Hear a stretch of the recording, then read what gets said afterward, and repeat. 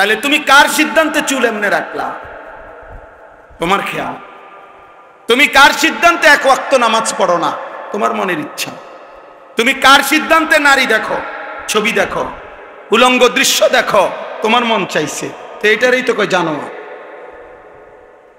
আল্লাহ তাআলা তো এরই জানোয়ার বলছে, যে তার মনের ইচ্ছা মতো চলে, যার মনের ইচ্ছা তার খোদা।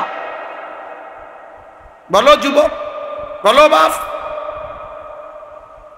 তোমার কোন সৃষ্টিকর্তা আছে? থাকলে তিনি তোমাকে কিছু করতে বলে নাই? কোরআনুল কারীমের মধ্যে আরো সাংঘাতিক কথা আছে। সূরা আরাফের মধ্যে আছে, ওয়াত্তাবা হাওয়াহু ফামাসালুহু কামাসালিল কালব। আমি প্রতিদিন এই আয়াত নাকি মাওলানা ডেইলি একবার হলো বলি। আল্লাহ কোরআনে বলছি, ওয়াত্তাবা হাওয়াহু, সে তার মনের চাহিদার অনুসরণ করেছে। আল্লাহ বলেন অতএব ফামাসালুহু, তার উদাহরণ কামাসালিল কালব, কুত্তার মতো। বুঝছো বাবা? মনের ইচ্ছা মতো যে চলে, খোদার কসম আল্লাহ তার উদাহরণ দিচ্ছেন কি কামাসালিল। তা বলেন অর্থ কি? বলেন কালবুন অর্থ কি? কুত্তা বেটা, কোনো ভিন্ন অর্থ নেই। এমন না যে আরো দুইটা অর্থ আছে, এটা বালাটা কইলাম, এমন তো ভিন্ন অর্থ না। কালবুনের অর্থ আরেকটা অর্থ আছে না? নাই তো। কালবুনের অর্থ তো সিংহ না, কুকুর। আল্লাহ বলেন ফামাসালুহু, এক বেঈমানের উদাহরণ দিতে গিয়ে আল্লাহ বলছে যে সে তার মনের চাহিদার অনুসরণ করেছে। ওয়ালাকিন্নাহু আখলাদা ইলাল আরদ, সে এই জমিনকে স্থায়ী মনে করেছে, যে এই পৃথিবী, এই রং তামাশা, এই ফুর্তি, এটাই তার স্থায়ী। ওয়াত্তাবা হাওয়াহু, মনের চাহিদা মতো অনুসরণ করেছে। আল্লাহ বলেন তার উদাহরণ, তার দৃষ্টান্ত কামাসালিল কালব, কুত্তার মতো। ইন তাহমিল আলাইহি ইয়ালহাস আও তাতরুকহু ইয়ালহাস, কুকুরের স্বভাব। সে যদি তারে দৌড়ানি দেয় তাইলেও হাঁফায়, সে যদি দাঁড়াইয়া থাকে স্থির তাইলেও হাঁফায়, জিহ্বা লম্বা করে এমন করে। এটা কুত্তার স্বভাব। এই জন্য নাফরমান পেলেও অতৃপ্ত, না পেলেও। হাজার কোটি টাকার মালিক, তবুও তার তৃপ্তি হয় না। আবার কিচ্ছু নাই, তারও তৃপ্তি নেই। এই জন্য আমার বাপ, এটা ইসলাহী মজলিস, আমাদের প্রিয়, আমাদের শ্রদ্ধেয়। আমি আজকেও মৌলানা সাইফুল্লাহ ভাইয়ের কাছে এটা বলতেছিলাম যে বাস্তবিক অর্থেই একেবারে কোন রকমের লৌকিকতা ছাড়া, এ কথাই সত্য।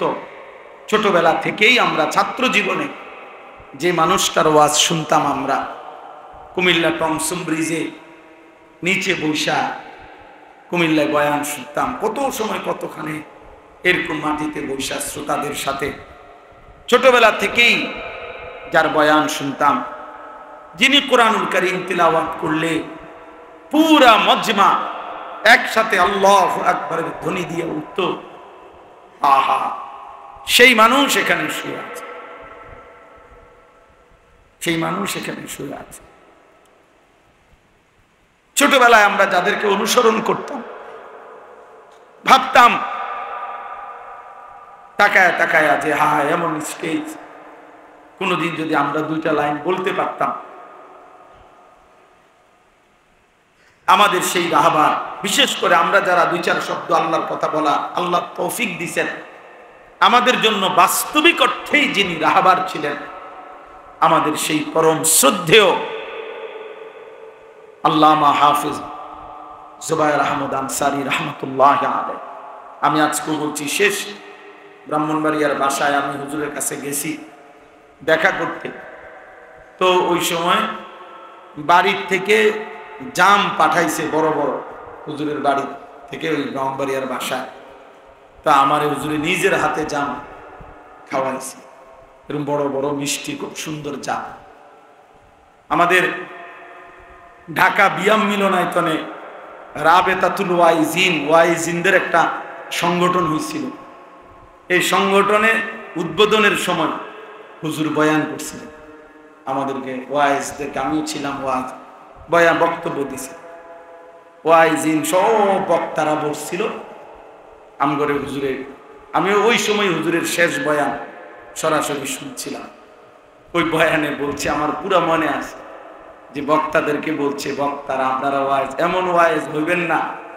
হুজুরের ঘটনা বলছে যে কোন জায়গায়, যে শুধুই টাকার জন্য ওয়াজ করবেন না। তো বলছে যে রাত্রেবেলা বক্তা ওয়াজ করে ওই বাড়িতে ছিল, সকালবেলা যাওয়ার সময় তারার একটা কম্বল সহ হুজুর যাইতেছে।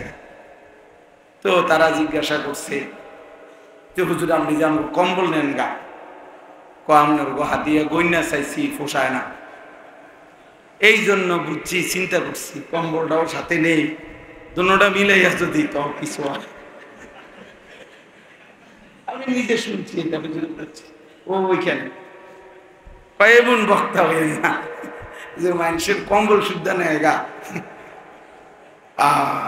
আল্লাহ তাআলা তার খবরকে নূরে নূরে ভরপুর করে উদাহরণ দিতেন, অবাক সুন্দর করে বুঝাইতেন। বুঝানোর এক অসাধারণ যোগ্যতা, দক্ষতা আল্লাহ তাআলা ওনাকে দিছিলেন। আলহামদুলিল্লাহ, আলহামদুলিল্লাহ। আল্লাহ তাআলা তার সন্তানদেরকে, তার এই মাদ্রাসাকে, স্বপ্নের এই প্রতিষ্ঠানকেও কবুল করে নেন। তো প্রিয় ভাই, আমি দিল থেকে বলছি যে বাৎসরিক মাহফিল হোক, এবছর বাৎসরিক মাহফিলের দাওয়াতের জন্য আমারে বলছিল ওনারা, কিন্তু আমার বাৎসরিক মাহফিল যেদিন, ওই দিন আমার চট্টগ্রাম হাটহাজারীতে মাহফিল, বাংলাদেশের সবচেয়ে বড় একটা মাহফিল হয় চট্টগ্রামে, 3 দিন ব্যাপী আলামিন সংস্থার মাহফিল। ওই মাহফিল ওই আমারও দাওয়াত আছে। তো এই কারণে আমি বলছি আমি থাকতে পারব না, আমি এমনিতেই একটা ইসলাহী মজলিস করেন, আমি একদিন আপনাদের এখানে যাব। পরে আমি এই ডেটটা নিজের থেকে দিছিলাম। তা আমার আজকেও কথা, আলহামদুলিল্লাহ, মুরব্বী উলামায়ে কেরাম, মাদ্রাসার আসাতেজায়ে কেরাম সবাই আছেন। ইনশাআল্লাহ আমি দিল থেকে বলি যে এখানে যেন 3 মাসে হোক, 2 মাসে হোক, ত্রৈমাসিক হোক, একটা ইসলাহী মসজিদ, বছরে 4টা হোক, প্রয়োজনে 3টা ইসলাহী মসজিদ হইল, একটা বাৎসরিক মাহফিল হইল। এইভাবে যেন ধারাবাহিকভাবে আমাদের হুজুরের আপনার স্মরণেই যেন এখানে যিনি সারা জীবন আল্লাহর কথা বলছেন, তার এই মাদ্রাসা মসজিদ থেকে যেন নিয়মিত আল্লাহর কথা, দ্বীনি বয়ানাত, এখান থেকে যেন ইসলাহী মজলিসটা ধারাবাহিক হয়। আমি ইনশাআল্লাহ, আমি নিজেও সুযোগ দেওয়ার চেষ্টা, আমার আল্লাহ তৌফিক দিলে আমিও চেষ্টা করব। আরো উলামায়ে কেরামও আসবে ইনশাআল্লাহ। নওজোয়ান ভাই, তোমরা সবাই মিলে খোঁজ খবর নিবা এবং আন্তরিকভাবে সহযোগিতা করবা যেন এইখানে একটা ধারাবাহিক ইসলাহী মজলিস চালু হয়। ঠিক আছে ইনশাআল্লাহ? সবাই রাজি ইনশাআল্লাহ? আল্লাহ তাআলা আমাদের সবাইকে তৌফিক দান করেন। তাইলে আমি অনেক শক্ত কথা বলে ফেললাম, শুরুতে ধমক দিলাম। ধমক দেওয়ার মাকসাদ হলো ঠান্ডা করা। এখন মাশাআল্লাহ গরম লাগলো, তোমরা সব ঠান্ডা হয়ে গেছে। আল্লাহ তাআলা সবাইকে কবুল করে। প্রিয় ভাই, তুমি আসছো দেখে তোমার সত্য কথা বলছি, কিন্তু তোমারে আল্লাহ নাই। এতটুকু তো যে আল্লাহর কথা শুনবার সুযোগ হয়েছে, আল্লাহর কথা তো কানে পড়ছে, তা আল্লাহ তৌফিক দিলে একদিন বদলায়ও যাবে ইনশাআল্লাহ। ये कदम उठता नहीं उठाता है, इस कलम और किसी कलम की आता है। ভারতের একজন বিশ্ববিখ্যাত কবি ছিলেন জিগার মুরাদাবাদী রাহমাতুল্লাহি আলাইহি, হাকিমুল উম্মত মুজাদ্দিদুল মিল্লাত হযরত মাওলানা শাহ আশরাফ আলী থানভী রাহমাতুল্লাহ আলাইহির খাস মুরিদ ছিলেন। উনি কবিতার মধ্যে লিখছিলেন যে এই কদম আল্লাহর পথে নিজে নিজে হাঁটে না, কোনো এক অদৃশ্য মালিক তিনি হাঁটান। তাইলে ये कदम उठता नहीं उठाता है। এবং তিনি বলেন আল্লাহর কথা যেই কলম লেখে, এই কলম নিজে নিজে লেখে না, বরং লৌহে মাহফুজের কলম থেকে কালি নিয়ে এই কলম লিখতে থাকে। इस कलम और किसी कलम की आता है। ভিন্ন আরেকটা কলমের দান এই কলমের দান। এই কলম। এজন্য আল্লাহ তাআলা আমাদেরকে আসবার তৌফিক দান করেছেন, বলেন আলহামদুলিল্লাহ। আল্লাহ তাআলা এই ইসলাহি মজলিস কবুল করে নেন। তাইলে আমার ভাই, মূল বক্তব্য প্রথম কথা হলো এটা, যে এই ইসলাহি মজলিস মানে হলো ইসলাহে নফস, নিজের ফিকির, নিজের সংশোধন, আমার ঈমান, আমার আমল, আমার মুআমালাত, আমার মুআশারাত, আমার আখলাক সংশোধন করতে হয় 5 জিনিসের। কয় জিনিসের সংশোধন? 1, নিজের ঈমান। আমার ঈমান, বিশ্বাস ঠিক করা জরুরি। আমার বিশ্বাসের মধ্যে, আমার ঈমানের মধ্যে যেন কোনো কুফর না আসে, শিরিক না আসে, নেফাক না আসে। ঈমান হবে কুফর মুক্ত, ঈমান হবে শিরিক মুক্ত, ঈমান হবে নেফাক মুক্ত। এটা সংশোধন জরুরি, সংশোধন জরুরি। এক মানুষের জীবনের সবচেয়ে বড় সম্পদ ঈমান। ঈমান, ঈমান যদি হারায় তো পৃথিবীর সবগুলো ভালো কাজও খোদার কসম কেউ করলে আখিরাতের বিচারে 1 বিন্দু, 1 জাররা কোনো বিনিময় পাবে না, বিনিময় পাবে।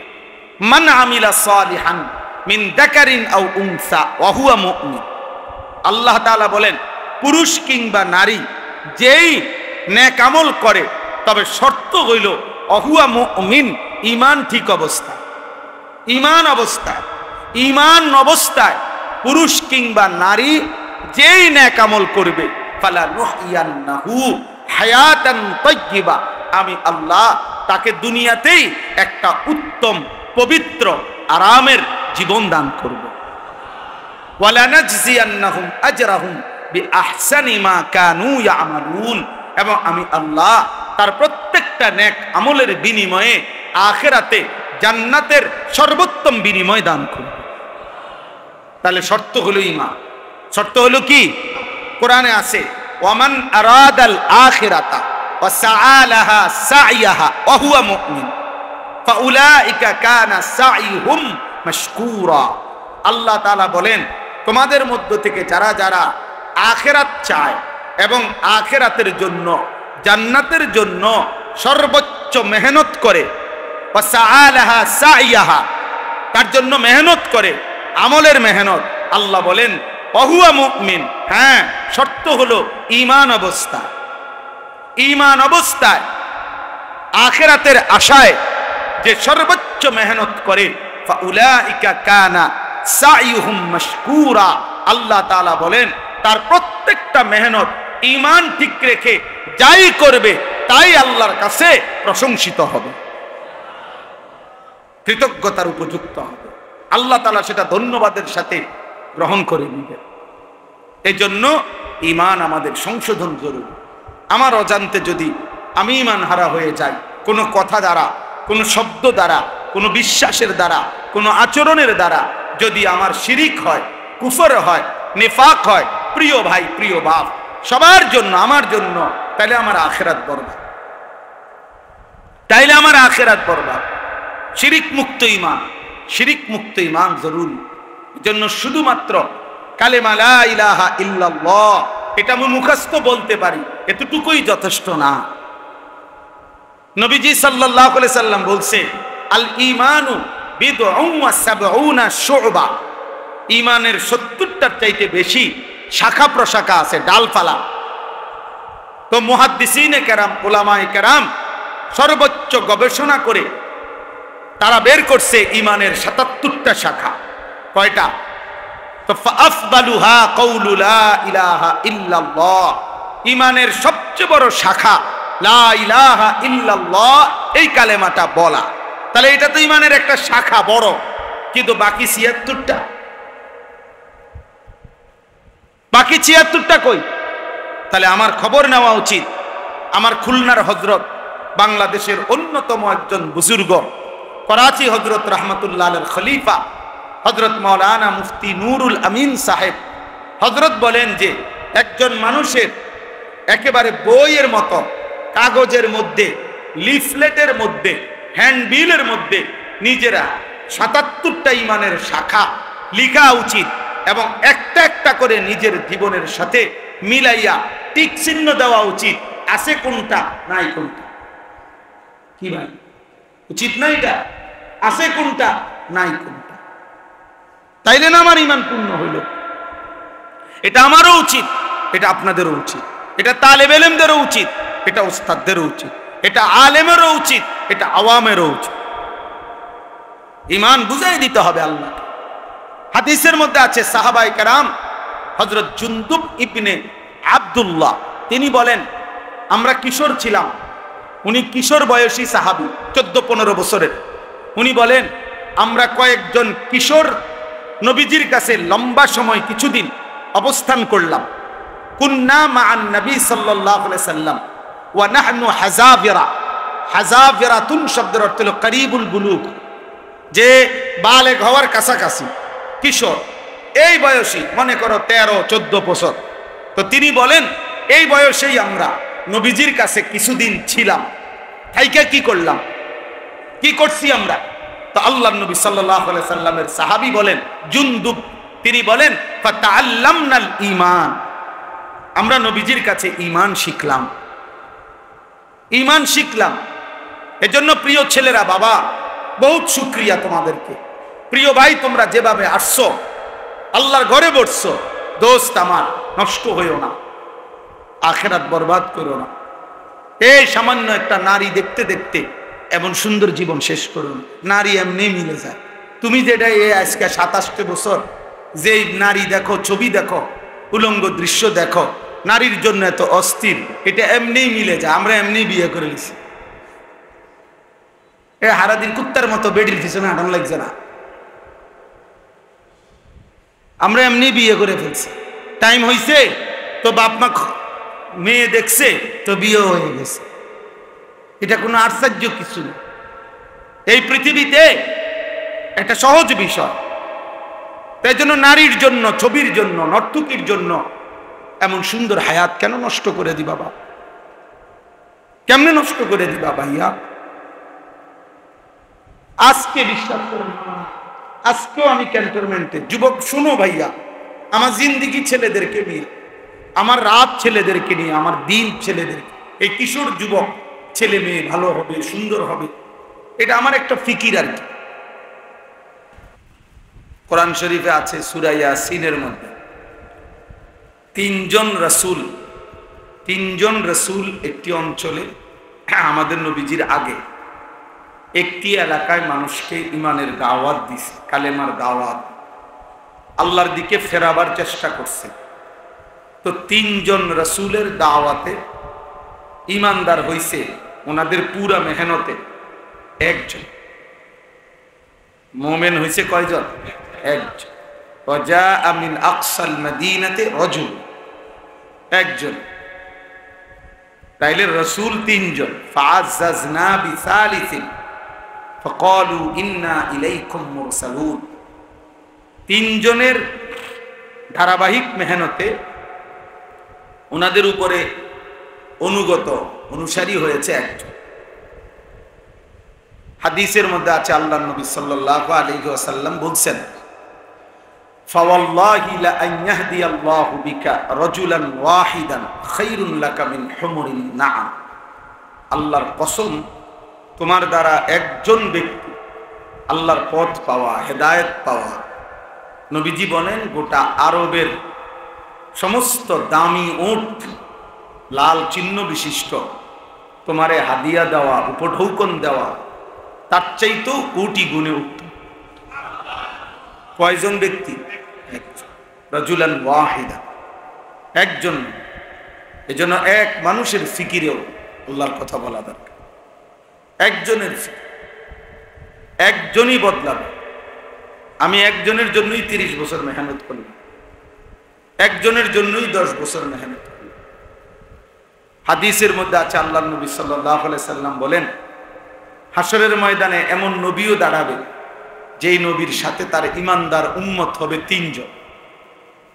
এমন নবীও দাঁড়াবে যার সাথে ইমানদার উম্মত হবে 2 জন, ইসনান। এমন নবীও দাঁড়াবে যার সাথে তার ইমানদার উম্মত মাআহু ওয়াহিদ, একজন। এমন নবীও দাঁড়াবে হাসরের ময়দানে যার সাথে তার ইমানদার উম্মত একজনও নেই, লাইসা মাআহু আহাদ, কেউ নেই ওনার সাথে, কেউ ইমান আনে নাই। তাহলে ওনারা ব্যর্থ, কথা বলেন। তাহলে এখানে সংখ্যা বিষয় না বাপ, এতে কোনো নির্বাচনী জনসভা না, এটা আল্লাহর কথা বলা, আখিরাতের ফিকির করা, জিন্দেগি সুন্দর করার চেষ্টা করা। এখানে জনপ্রিয়তা কোনো বিষয় না। সবাই চিনলে সফল, সবাই না চিনলে ব্যর্থ, এ কথা কোরআন সুন্নাতে নাই, বুঝেন নাই? এটা জরুরি, সবাই চিনতে হবে, জরুরি। আমারে মনে করেন 50,000 লোক চিনে, তো আমার কবরের আযাব মাফ তো আর লাভ হলো কি? তো লাভ হলো কি? আমারে 50 লাখ লোক চিনে, তো আমার কবরের আযাব মাফ। এই জন্য এটা জরুরি। আবার মনে করেন আমার একারে 50 লাখ লোক চিনে, তো এতে আপনার লাভ, আমারে না চিনে, বুঝেন? নিজের ভাবনা ভাবা উচিত। গত কয়েকদিন আগে এক লোক আমার এই কথাটা বলছে যে হুজুর, আমি আপনার এই এক কথা আমার দিলে লাগছে যে সবাই আপনারে চিনলে, আপনারে না চিনছে, আমার লাভ কি? আমারও তো বক্তব্য এটা, তোমার লাভ কি বেটা?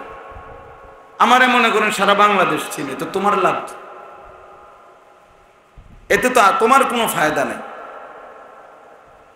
এই জন্য দোস্ত, নওজোয়ান ভাই, তোমাদের কাছে বলি, এটা বুঝতে শিখো, এটা বুঝতে শিখো। আমাদের এই ইসলাহি মজলিস মূল ফিকির হলো আত্ম উপলব্ধি, ইসলাহে নফস, নিজের সংশোধন, আমার ঈমান, আমার আমল, আমার আখিরাত, আমার আখলাক, এটা ফিকির করা,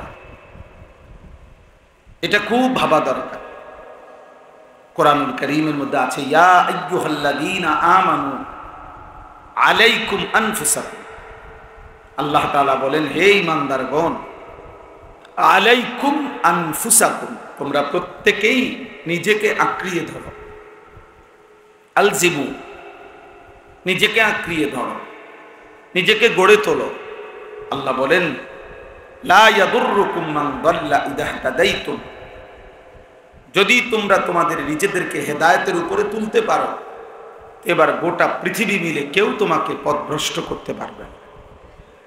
আমার কলিজার ভিতরে যখন আল্লাহর ভয় ঢুকবে, আমি যখন বুঝবো যে এটা হারাম, এবার গোটা পৃথিবী ল্যাংটা হইয়া নাসুক, আমি তাকাবো না। গোটা পৃথিবী হারামের মধ্যে ডুবে থাকুক, আমি থাকব। মনে করেন আমরা 5 ভাই 3 বোন, তাহলে আমরা 8 জন ভাই বোন কুমিল্লা শহরের একবারে মেইন টাউনে আমরা বড় হয়েছি।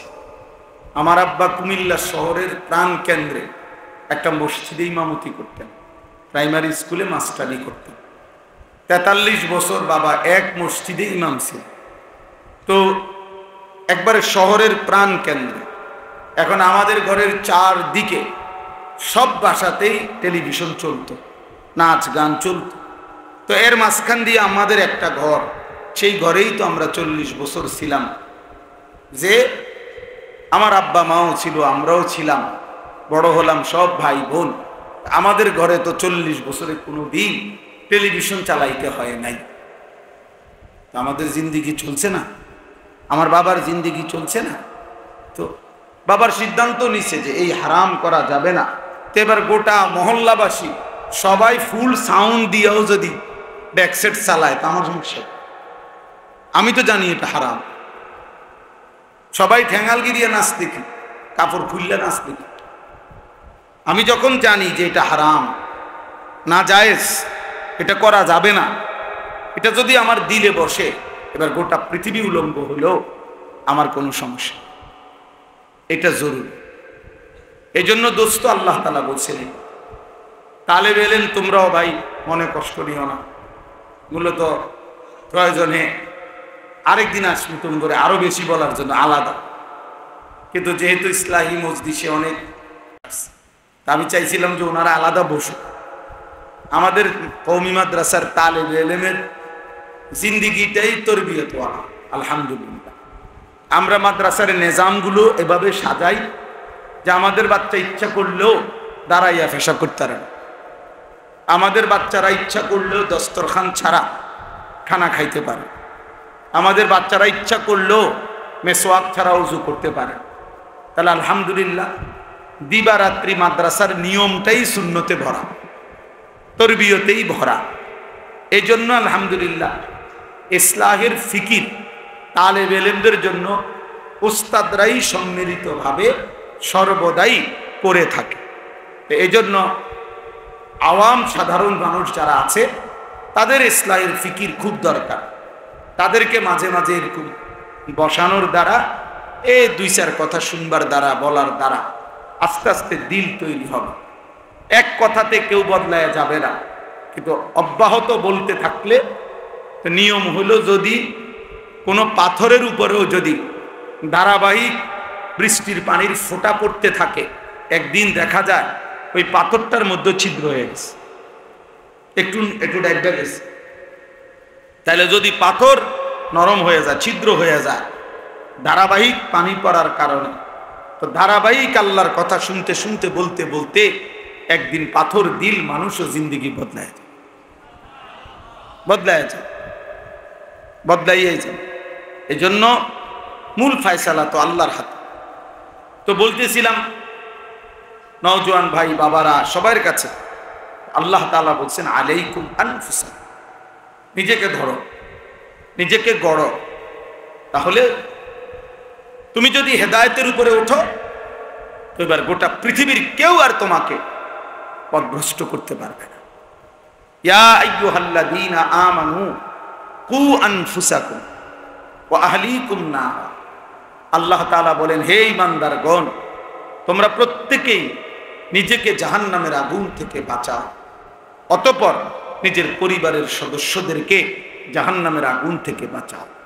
তাহলে 1 নম্বরে আল্লাহ তাআলা বললেন, নিজেকে জাহান্নামের আগুন থেকে বাঁচাও, নিজেকে বাঁচাও। তাহলে এই নিজের দিকে নজর রাখা, নিজের ফিকির করা, প্রিয় ভাই বাবা, এটা জরুরি বিষয় বুঝা। এতটুকু বিবেক যে আমার ভালো, আমি আনিসুর রহমান, আমার ভালো কোনটা, আমার কল্যাণ কিসে, আমার কামিয়াবি কিসের মধ্যে, কি করলে আমার সফলতা, কি করলে আমার ব্যর্থতা, আমার কি করা উচিত, আমার কি করা অনুচিত, কি করলে আমার আল্লাহ রাজি, কি করলে আমার আল্লাহ নারাজি। নিজের জন্য এদ্দুর যে বোঝে না, তার মতো পাগল মাতাল তার সিরা কোনো মানুষ হইতে পারে। তাই তো তুই বেটা পুরাই পাগল মাতাল, তুই নিজের ভালোই বুঝলা না, এদ্দুরও কি মানুষ বুঝে না? তোমার এই সারা রাত নারী দেখা, ছবি দেখা, মোবাইলে উলঙ্গ দৃশ্য দেখা, এটা যে তোমার জাহান্নামের আগুনের দিকে নিয়ে যাচ্ছে, বেওকুফ, এটাও বোঝো না? তোমার এই প্রতিদিনের বেনামাজি থাকা, প্রতিদিন আল্লাহকে সেজদা না করা, কোনোদিনও ফজরের নামাজ না পড়া, এটা যে তোমার জাহান্নামের দিকে নিয়ে যাচ্ছে, এর দুর্বুঝাও বুঝো না। আরে নিজের বুঝটা তো একটা কুত্তাও বোঝে, নিজের বুঝটা তো একটা শুকরও বোঝে, নিজের বুঝটা তো একটা সাপ বিচ্ছুও বোঝে। বেটা, একটা কুত্তার দিকেও তো কেউ যদি লাঠি আলগি দেয়, কুকুর দৌড় মারে, কুকুর বোঝে এই লাঠি দিয়ে আমারে বাড়ি দিলে আমার ক্ষতি হবে, এই জন্য সে দৌড় মারে। তাহলে নিজেকে সেভ করা, নিজেকে রক্ষা করা, এতটুকু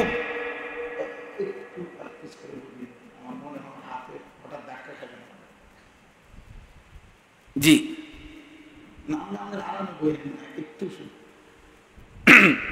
তাইলে এটা জরুরি যে এই কুকুরটা দৌড় দিল কেন, তাই সে বুঝছে যে এই লাঠিটা যেমনি তুলছে আমারে বাড়ি দিলে আমার ক্ষতি হয়।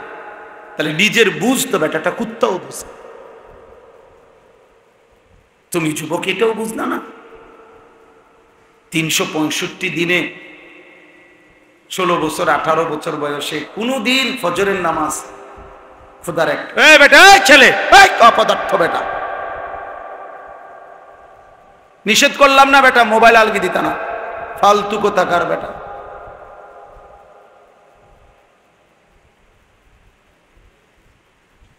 সাবধান, আমি ছেড়ে দই না মানুষটা। আমি বললাম না বিয়ে দরকার হলে আর কোনোদিন বলবো না, কিন্তু একদিন বলছি, একবার বলছি, একবার বুঝ করে দিব। খামখেয়ালির এক জিন্দিগি বানায় নিছি আমরা নিয়ে।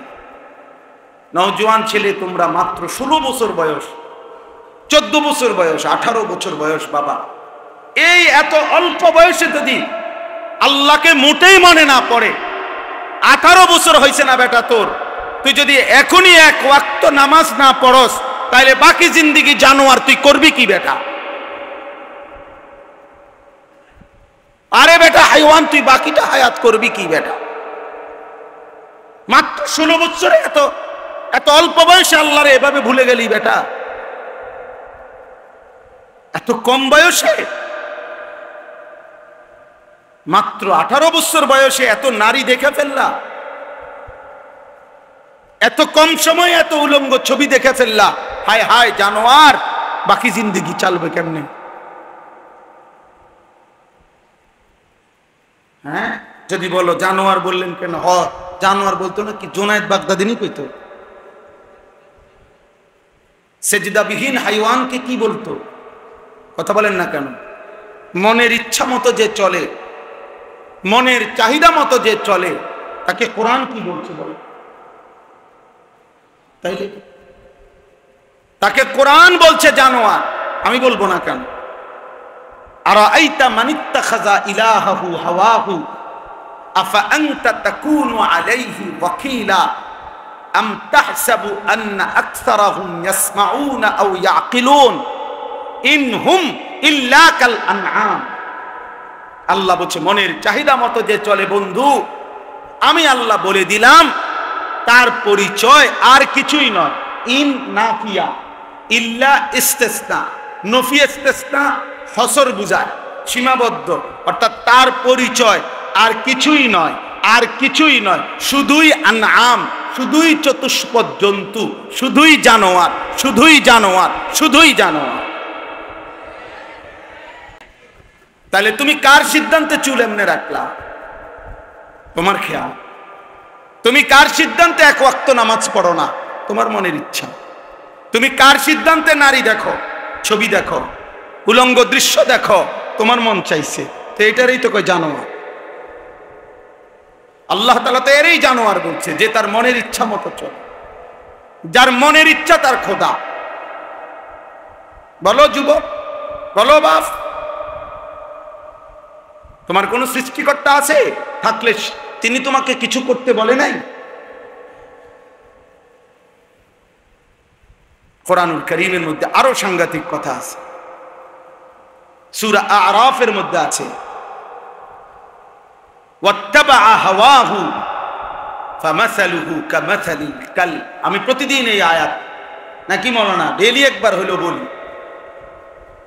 আল্লাহ কোরআনে বলছি ওয়াত্তাবা হাওয়াহু, সে তার মনের চাহিদার অনুসরণ করেছে। আল্লাহ বলেন অতএব ফামাসালুহু, তার উদাহরণ কামাসালিল কাল, কুত্তার মতো। বুঝছো বাবা? মনের ইচ্ছা মতো যে চলে, খোদার কসম আল্লাহ তার উদাহরণ দিচ্ছেন কি কামাসালিল। তা বলেন অর্থ কি? বলেন কালবুন অর্থ কি? কুত্তা বেটা, কোনো ভিন্ন অর্থ নেই। এমন না যে আরো দুইটা অর্থ আছে, এটা বালাডা কইলাম, এমন তো ভিন্ন অর্থ নেই। কালবুনের অর্থ আরেকটা অর্থ আছে না? নাই তো। কালবুনের অর্থ তো সিংহ না, কুকুর। আল্লাহ বলেন ফামাসালুহু, এক বেঈমানের উদাহরণ দিতে গিয়ে আল্লাহ বলছে যে সে তার মনের চাহিদার অনুসরণ করেছে। ওয়ালাকিন্নাহু আখলাদা ইলাল আরদ, সে এই জমিনকে স্থায়ী মনে করেছে, যে এই পৃথিবী, এই রং তামাশা, এই ফুর্তি, এটাই তার স্থায়ী। ওয়াত্তাবা হাওয়াহু, মনের চাহিদা মতো অনুসরণ করেছে।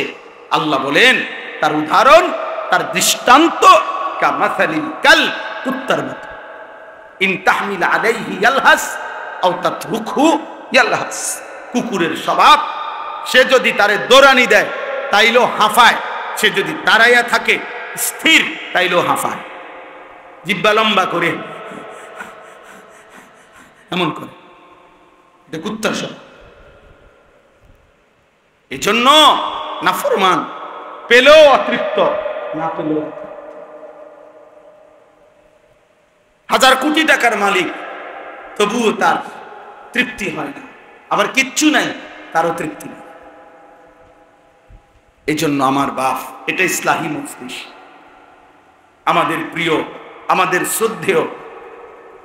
আমি আজকেও মৌলানা সাইফুল্লাহ ভাইয়ের কাছে এটা বলতেছিলাম যে বাস্তবিক অর্থেই একেবারে কোন রকমের লৌকিকতা ছাড়া এ কথাই সত্য।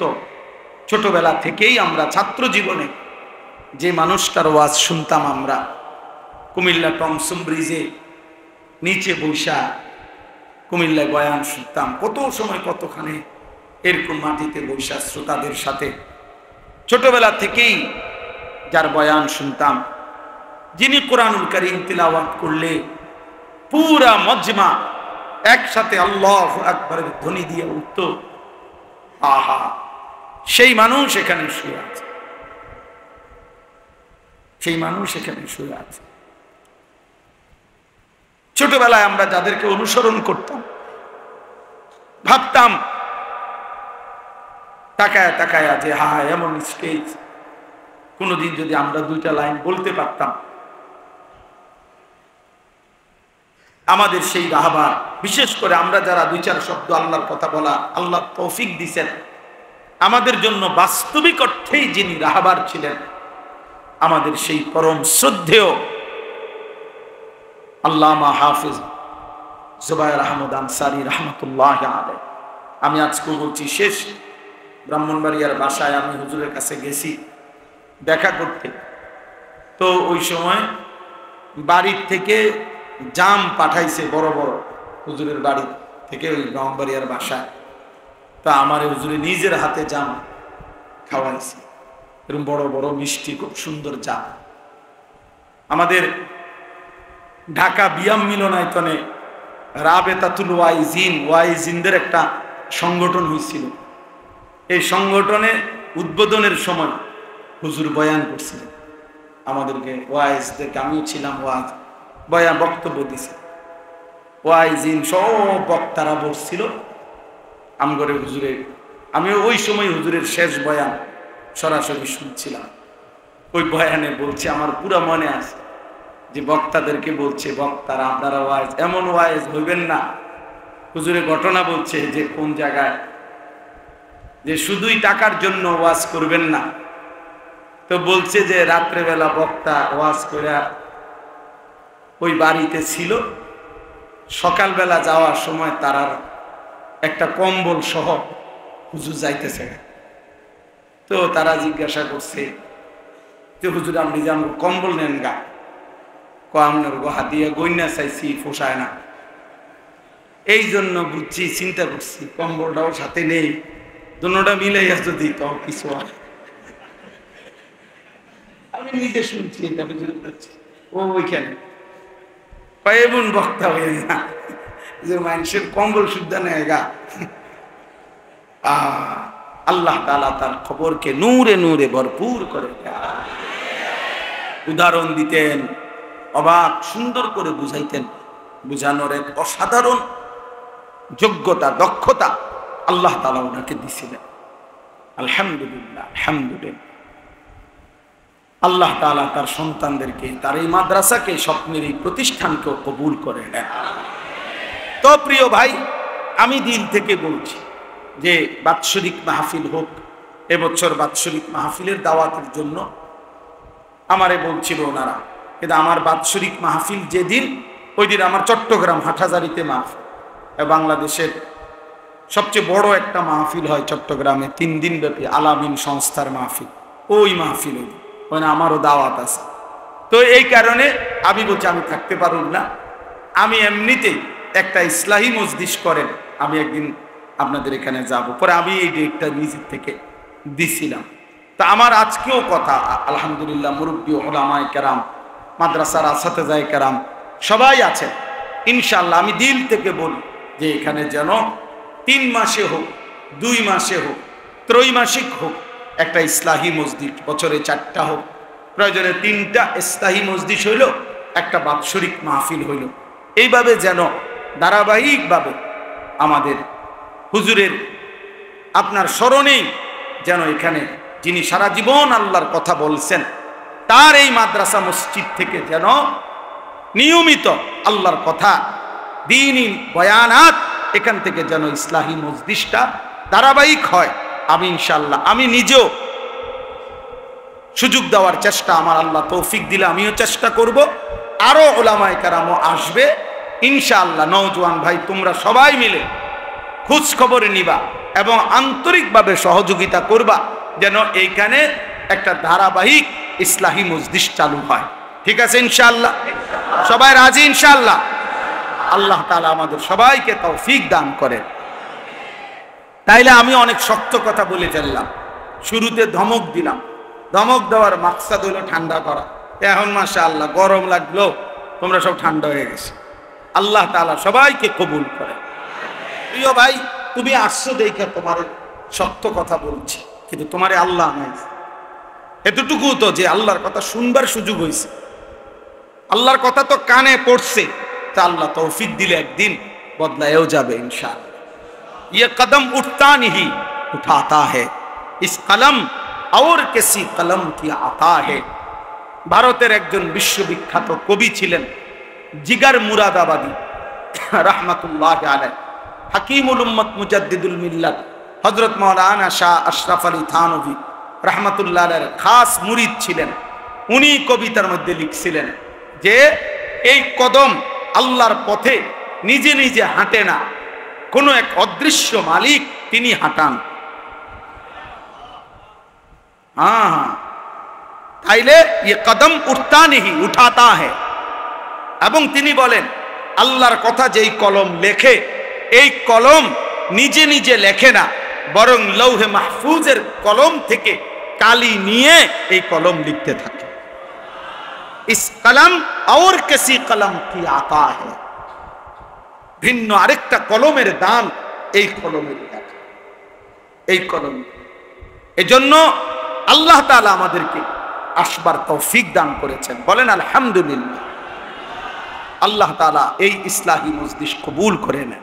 তাইলে আমার ভাই, মূল বক্তব্য প্রথম কথা হলো এটা যে এই ইসলাহী মজলিস মানে হলো ইসলাহে নফস, নিজের ফিকির, নিজের সংশোধন, আমার ঈমান, আমার আমল, আমার মুআমালাত, আমার মুআশারাত, আমার আখলাক সংশোধন করতে হয় 5 জিনিসের। কয় জিনিসের সংশোধন? 1, নিজের ঈমান। আমার ঈমান বিশ্বাস ঠিক করা জরুরি। আমার বিশ্বাসের মধ্যে, আমার ঈমানের মধ্যে যেন কোনো কুফর না আসে, শিরিক না আসে, নেফাক না আসে। ঈমান হবে কুফর মুক্ত, ঈমান হবে শিরিক মুক্ত, ঈমান হবে নেফাক মুক্ত। এটা সংশোধন জরুরি, সংশোধন জরুরি। এক মানুষের জীবনের সবচেয়ে বড় সম্পদ ঈমান। ঈমান ঈমান যদি হারায় তো পৃথিবীর সবগুলো ভালো কাজও খোদার কসম কেউ করলে আখিরাতের বিচারে এক বিন্দু, এক জাররা কোনো বিনিময় পাবে না, বিনিময় পাবে। মান আমিলা সালিহান মিন যাকারিন আও উনসা ওয়া হুয়া মুমিন। আল্লাহ তাআলা বলেন, পুরুষ কিংবা নারী যেই নেক আমল করে, তবে শর্ত হইল অহুয়া মুমিন, ঈমান ঠিক অবস্থা, ঈমান অবস্থায়, ঈমান অবস্থায় পুরুষ কিংবা নারী যেই নেক আমল করবে, ফালা নুহইয়ান্নাহু হায়াতান তাইয়্যিবা, আমি আল্লাহ তাকে দুনিয়াতেই একটা উত্তম, পবিত্র, আরামের জীবন দান করব। ওয়ালা নাজজিয়ান্নাহুম আজরাহুম বিআহসানি মা কানু ইয়ামালুন, এবং আমি আল্লাহ তার প্রত্যেকটা নেক আমলের বিনিময়ে আখিরাতে জান্নাতের সর্বোত্তম বিনিময় দান করব। তাহলে শর্ত হলো ঈমান। শর্ত হলো কি? কোরআনে আছে, ওয়ামান আরাদাল আখিরাতা ওয়া সাআলাহা সাইয়াহা ওয়া হুয়া মুমিন ফাউলাইকা কানা সাইহুম মাশকুরা। আল্লাহ তাআলা বলেন, তোমাদের মধ্য থেকে যারা যারা আখিরাত চায় এবং আখিরাতের জন্য, জান্নাতের জন্য সর্বোচ্চ মেহনত করে, ওয়া সাআলাহা সাইয়াহা, তার জন্য মেহনত করে, আমলের মেহনত, আল্লাহ বলেন ওহুয়া মুমিন, হ্যাঁ শর্ত হলো ঈমান অবস্থা, ঈমান অবস্থায় আখিরাতের আশায় যে সর্বোচ্চ মেহনত করে ফাউলাইকা কানা সাইয়ুহুম মাশকুরা, আল্লাহ তাআলা বলেন তার প্রত্যেকটা মেহনত ঈমান ঠিক রেখে যাই করবে তাই আল্লাহর কাছে প্রশংসিত হবে, কৃতজ্ঞতার উপযুক্ত হবে, আল্লাহ তাআলা সেটা ধন্যবাদের সাথে গ্রহণ করে নেবেন। এই জন্য ঈমান আমাদের সংশোধন জরুরি। আমার অজান্তে যদি আমি ঈমান হারা হয়ে যাই, কোনো কথা দ্বারা, কোনো শব্দ দ্বারা, কোনো বিশ্বাসের দ্বারা, কোনো আচরণের দ্বারা যদি আমার শিরিক হয়, কুফর হয়, নিফাক হয়, প্রিয় ভাই প্রিয় বাপ সবার জন্য, আমার জন্য, তাইলে আমার আখিরাত বরবাদ, তাইলে আমার আখিরাত বরবাদ। শিরিক মুক্ত ঈমান, শিরিক মুক্ত ঈমান জরুরি। জন্য শুধুমাত্র কালেমা লা ইলাহা ইল্লাল্লাহ এটা আমি মুখস্থ বলতে পারি, এতটুকুই যথেষ্ট না। নবীজি সাল্লাল্লাহু আলাইহি সাল্লাম বলছে আল ঈমানু বিদউন ওয়া সাবউনা শুবা, ঈমানের 70টার চাইতে বেশি শাখা প্রশাখা আছে, ডালপালা। তো মুহাদ্দিসিনে কেরাম, উলামায়ে কেরাম সর্বোচ্চ গবেষণা করে তারা বের করছে ঈমানের 77টা শাখা। কয়টা?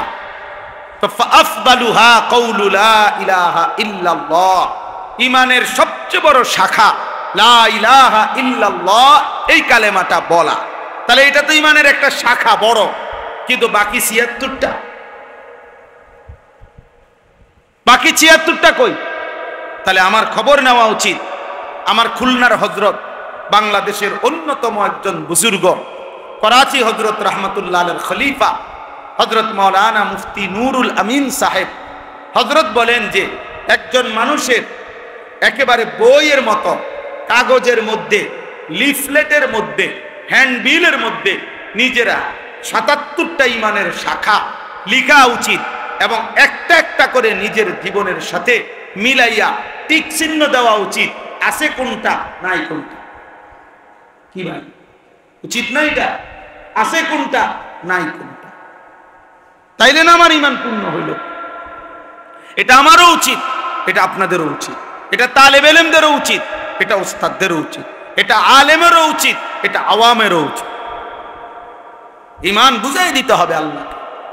হাদিসের মধ্যে আছে সাহাবায়ে কেরাম হযরত জুনদুব ইবনে আব্দুল্লাহ তিনি বলেন আমরা কিশোর ছিলাম, উনি কিশোর বয়সী সাহাবী 14-15 বছরের। উনি বলেন আমরা কয়েকজন কিশোর নবীজির কাছে লম্বা সময় কিছুদিন অবস্থান করলাম। কুন্না মা'আন নবী সাল্লাল্লাহু আলাইহি সাল্লাম ওয়া নাহনু হাযাবিরা, হাযাবিরাতুন শব্দের অর্থ হলো করিবুল বুলুগ, যে বালেগ হওয়ার কাছাকাছি কিশোর, এই বয়সী, মনে করো 13-14 বছর। তো তিনি বলেন এই বয়সেই আমরা নবীজির কাছে কিছুদিন ছিলাম, তাইকে কি করলাম, কি করছি আমরা? তো আল্লাহর নবী সাল্লাল্লাহু আলাইহি সাল্লামের সাহাবী বলেন জুনদুব, তিনি বলেন ফাতাআল্লামনাল ঈমান, আমরা নবীজির কাছে ঈমান শিখলাম, ঈমান শিখলাম। এজন্য প্রিয় ছেলেরা, বাবা বহুত শুকরিয়া তোমাদেরকে। প্রিয় ভাই, তোমরা যেভাবে আসছো, আল্লাহর ঘরে বসছো, দোস্ত আমার নষ্ট হইও না, আখিরাত বরবাদ করো না। এই সামান্য একটা নারী দেখতে দেখতে এমন সুন্দর জীবন শেষ করো না। নারী এমনি মিলে যায়। তুমি যেটা এই আজকে 27 বছর যে নারী দেখো, ছবি দেখো, উলঙ্গ দৃশ্য দেখো, নারীর জন্য এত অস্থির, এটা এমনি মিলে যায়। আমরা এমনি বিয়ে করে নিছি, এ হারাদিন কুত্তার মতো বেডির পিছনে হাঁটানো লাগছে না, আমরা এমনি বিয়ে করে ফেলছি। টাইম হইছে তো বাপ মা মেয়ে দেখছে তো বিয়ে হয়ে গেছে, এটা কোনো আশ্চর্য কিছু না। এই পৃথিবীতে একটা সহজ বিষয়। তাই জন্য নারীর জন্য, ছবির জন্য, নর্তকীর জন্য এমন সুন্দর হায়াত কেন নষ্ট করে দিবা? বাবা কেমনে নষ্ট করে দিবা ভাইয়া? আজকে বিশ্বাস করেন, আজকেও আমি ক্যান্টনমেন্টে যুবক, শুনো ভাইয়া, আমার জিন্দিগি ছেলেদেরকে নিয়ে, আমার রাত ছেলেদেরকে নিয়ে, আমার দিন ছেলেদেরকে, এই কিশোর যুবক ছেলে মেয়ে ভালো হবে, সুন্দর হবে, এটা আমার একটা ফিকির আর কি। তাআলা আমাদেরকে আজ 24 মে 2025 রোজ শনিবার ঐতিহ্যবাহী দ্বীনি মার্কাজ জামিয়া রহমানিয়া বেরতলা মাদ্রাসার আজকের এই মাসিক ইসলাহি মজলিসে আল্লাহ তাআলাই আমাদেরকে আসবার বসবার আল্লাহর জন্যই জমা হওয়ার তৌফিক দান করেছেন। এজন্য আমরা সকলেই বলি আলহামদুলিল্লাহ। দুইটা কথা। এক নম্বর হলো এই যতজনের হাতে মোবাইল, বড় মোবাইল, এগুলা সব বন্ধ করতে হবে ভাই। এগুলা নামাও, সব নামাও। আর একজন ছেলেও মোবাইল হাতে ধরে কোনো ভিডিও বা রেকর্ড করবা না। আমি পরিষ্কার নিষেধ করলাম। পছন্দ না হলে বাইরে হয়ে যাও, আর নাই তো আমি বের করে দেব। এর জন্য দয়া করে তোমার ভালো না লাগলে কথাটা তুমি চলে যাও। এটা এখানে কোনো ব্যাপক জনসমর্থনের কিচ্ছু নেই। আমি কোনো ভোটে দাঁড়াইছি না বা এটা কোনো নির্বাচনী প্রচারণায় আসি নাই যে মনে হোক জনগণ হইলে হয়েছে। এটা ইসলাহি মজলিস। দুই নম্বর কথা হলো ভাই, তোমরা যারা দাঁড়ায় আছো তোমরা বসো, আর নাই তো যাও গা, যাও বাইরে গিয়া রোদ পাও। মাশাআল্লাহ, অসুবিধা নাই, সবাই শুনতে হবে, জরুরি না।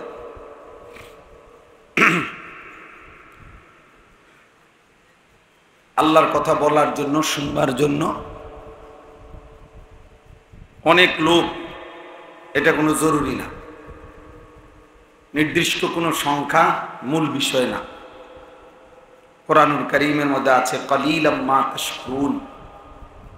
আল্লাহ তাআলা বলেন শুকর আদায় করে, আল্লাহর শুকর আদায় করে কম, কালিল। কোরআনুল কারীমের মধ্যে আছে আল্লাহ তাআলা বলেন কালিলাম মা তাযাক্কারুন। আল্লাহ তাআলার কথা থেকে উপদেশ গ্রহণ করে কম, কালিল। আল্লাহ তাআলা বলেন ওয়া কালিলুম মিন ইবাদিয়াশ শাকুর। আমার শুকরকারী বান্দা পরিমাণে কম, কালিল। এরকম বহু আয়াত আছে কোরআন শরীফ। কাম মিন ফিআতিন কালিলাতিন গালাবাত ফিআতান কাসীরা। আল্লাহ তাআলা বলেন কম সংখ্যক বহু বিজয় লাভ করে বহু সংখ্যকের উপরে। তাহলে কমের প্রশংসা করছেন না। ইন ইয়াকুম মিনকুম 20 সাবিরুন ইয়াগলিবু মিআতাইন। আল্লাহ তাআলা বলেন ঈমান আমলের উপরে মজবুত মুমিন যদি হয় 20 জন, তো কাফের মুশরিক দুশমন 200 জনের মোকাবেলায় বিজয় লাভ করে। তাহলে 20 জন কম, কমের প্রশংসা করছেন আপনি। এজন্য কম কিংবা বেশি এটা মূল বিষয়। বেশি লোক হইলে সফল, কম হইলে ব্যর্থ, এরকম কথা কোরআন সুন্নাতে নাই, এমন কথা না।